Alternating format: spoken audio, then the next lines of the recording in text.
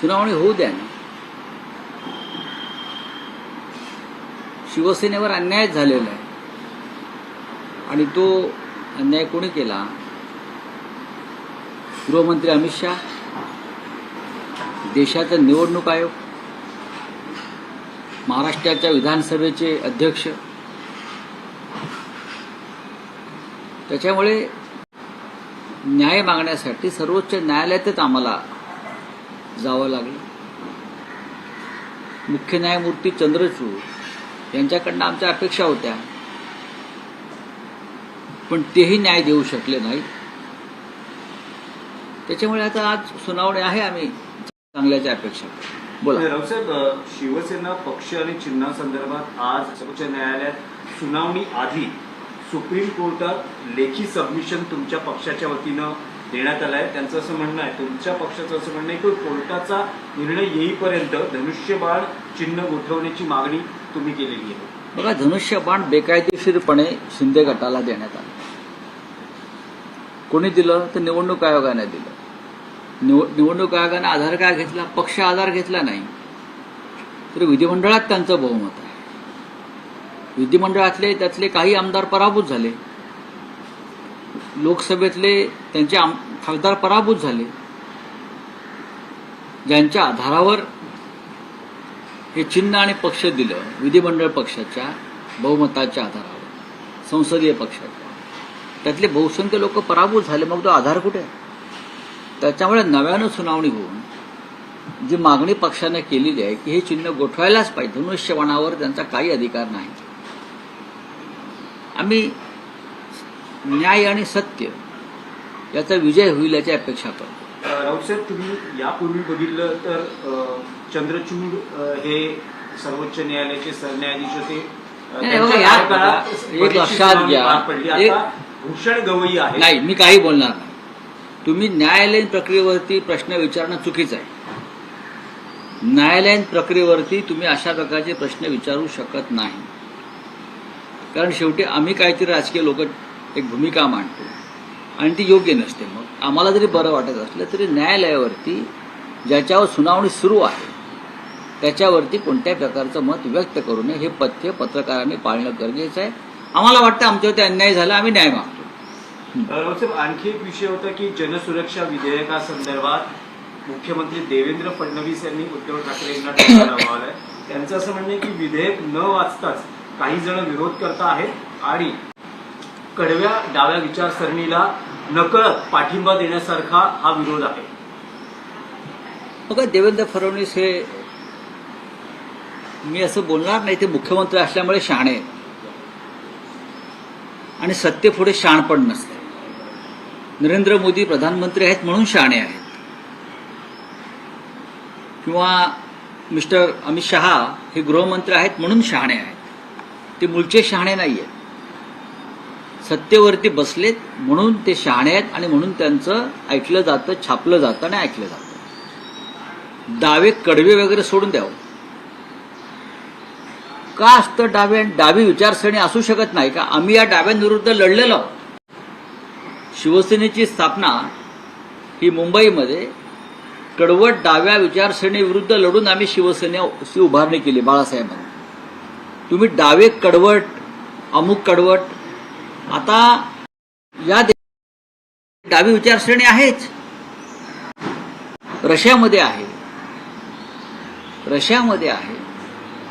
त्यानंतर अनेक इतर, चीनमध्ये आहेत कम्युनिस्ट, आर्मेनियामध्ये आहे, युक्रेनमध्ये आहे. डावी विचारसरणी जगभरात आजही आपापल्या पद्धतीनं काम करते. आणि हिंदुस्थानचं म्हणा तर देवेंद्र फडणवीस यांनी कॉम्रेड श्रीपाद अमृत डांगे यांचं नाव ऐकलंय का? नसेल ऐकलं ते त्यांचा इतिहास पहा. कॉम्रेड श्रीपाद अमृत डांगे यांनी या देशात कम्युनिझम आणला, डावी विचारसरणी आणली.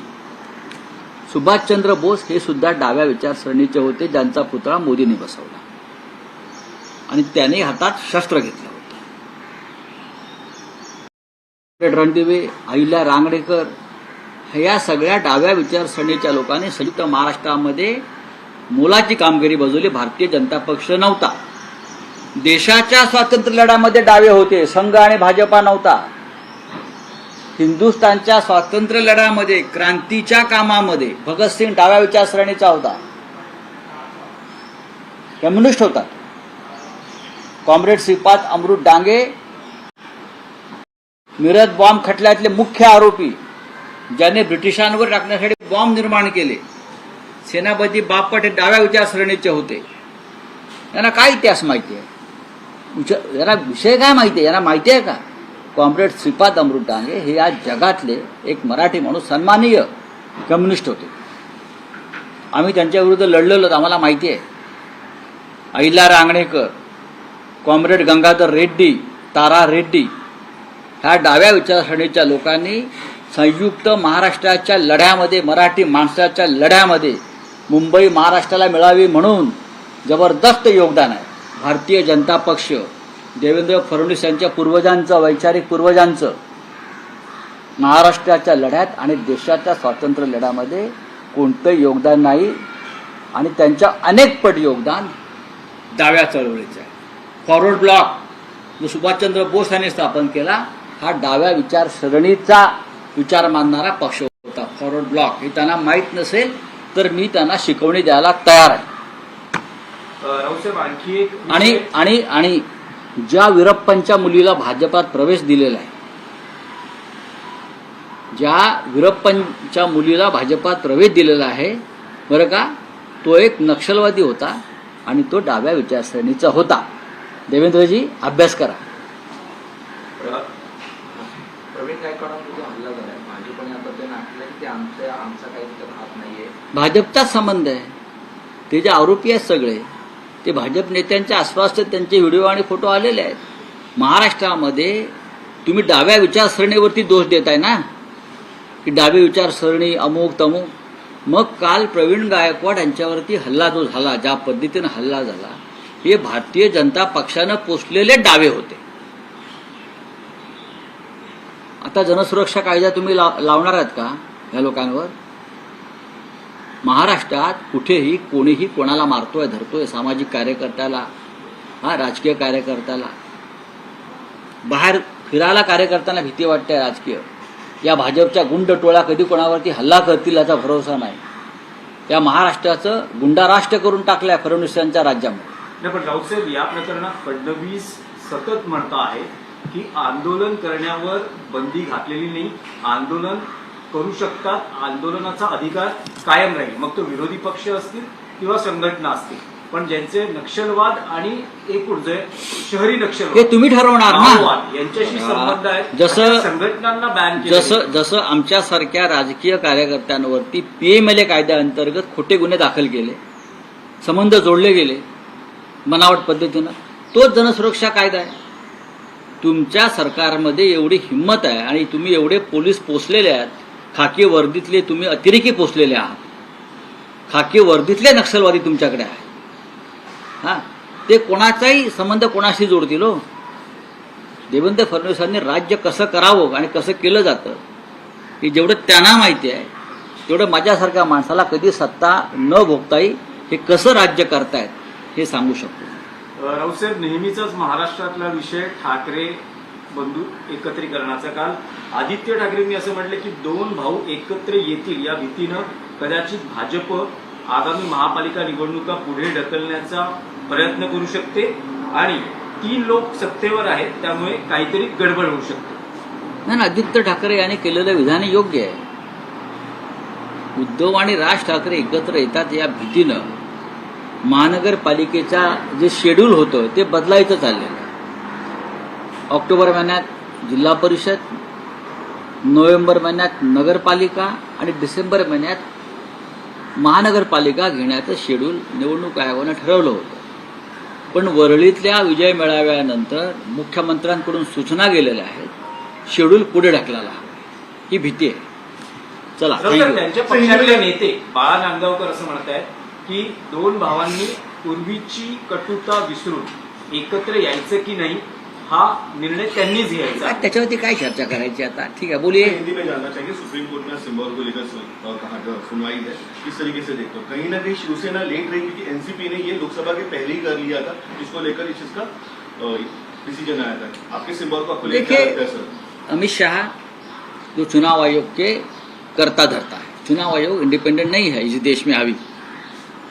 गृह मंत्री अमित शाह चुनाव आयोग को चलाते हैं, ये सबको मालूम है. अब जिस चुनाव आयोग को अमित शाह जी चलाते हैं उससे क्या न्याय की हम अपेक्षा करेंगे? अमित शाह जी शिवसेना को खत्म करना चाहते हैं, महाराष्ट्र को खत्म करना चाहते हैं. ऐसे में जो शिवसेना महाराष्ट्र की चौकीदार है, उस चौकीदार को खत्म करने के बाद ही वो सब कुछ जो मुंबई लूटना चाहते हैं ना ये लोग, तो सबसे पहले हमारी पार्टी हमसे छीन ली, जो पार्टी बाला साहब ठाकरे ने बनाई. हमारा पार्टी का जो सिंबल है वो हमसे छीन लिया और किसको दिया? एक चोर को दिया, एक लफंग है उसको दे दिया, जिसका पार्टी से कोई संबंध नहीं, वो पार्टी छोड़कर भाग गया, जिसको हमने पार्टी से निकाल दिया. ये हमारी चुनाव आयोग की परिस्थिति है. अमित शाह चला रहा है चुनाव आयोग, उनसे हम क्या न्याय की अपेक्षा कर सकते हैं? तो हम सुप्रीम कोर्ट में ही जाएंगे. हम सुप्रीम कोर्ट में भी गए थे, वापस गए हैं. जब हमें न्याय की अपेक्षा है तो हम बार बार सुप्रीम कोर्ट जाने के सिवा हमारे पास कोई मार्ग नहीं है. अब देखेंगे क्या होता है. सीएम ने कहा है कि उद्धव ठाकरे जन सुरक्षा का कायदा है, वो पढ़ के देखें ताकि उनको मतलब समझने की क्या है. खुद मिस्टर देवेंद्र फडणवीस ने जन सुरक्षा कायदा फिर एक बार पढ़ना चाहिए, खुद ही पढ़ना चाहिए. वो कानून बनाने वाले कौन लोग हैं? हमारे पास है, वो पुलिस वाले हैं, खाकी वर्दी वाले हैं.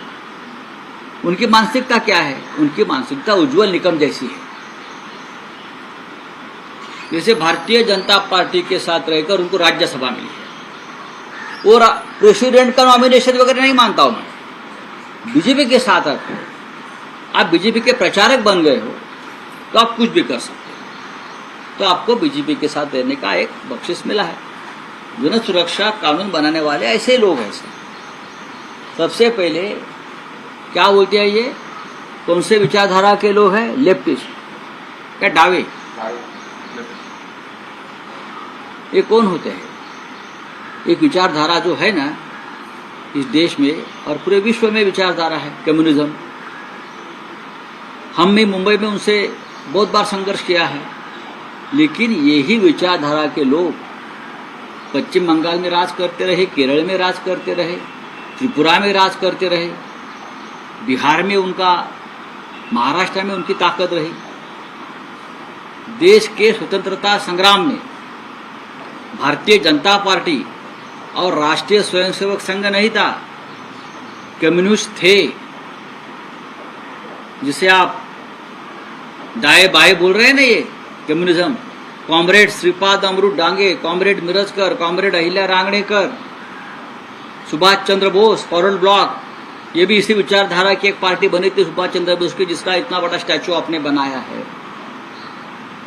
तो ये देवेंद्र जी ने इतिहास को फिर एक बार पढ़ना चाहिए, सोचना चाहिए, और बाद में आपने जो कानून बनाया है उसके ऊपर चिंतन करना चाहिए.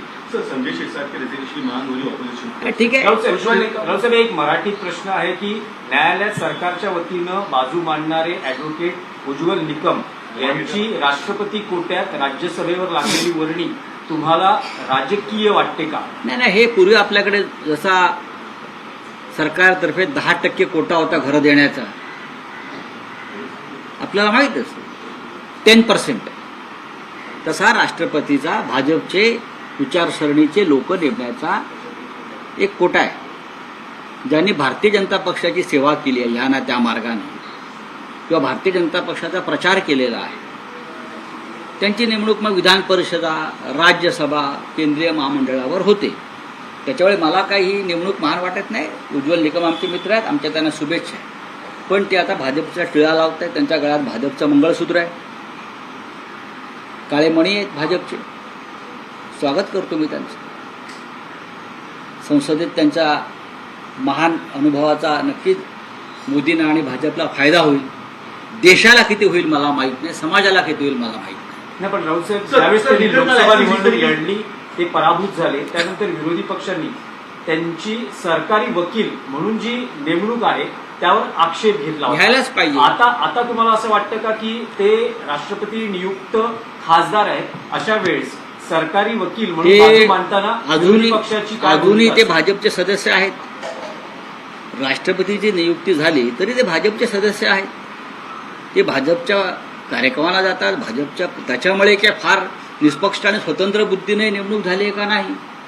लोकसभेला हरलात म्हणून राज्यसभेला राष्ट्रपतींनी पाठवलं. हा, मोदीजींनी भले फोन केला असेल हो, पण शिफारस मोदीजींनीच केली आहे ना, किंवा महाराष्ट्रातून देवेंद्र फडणवीसांनीच केलेली आहे ना. भाजपच्या शिफारसीवरच ते झाले आहेत. आता त्यांनी भाजपचा प्रचार अधिकृतपणे करायला हवा. आम्ही त्याची वाट बघतो. सर, इस तरीके से लिकर के लाइसेंस दिए जा रहे हैं, कहीं ना कहीं महाराष्ट्र की संस्कृति खतरा दिख रहा है. महाराष्ट्र को मध्य राष्ट्र बना रहे हैं. मध्य राष्ट्र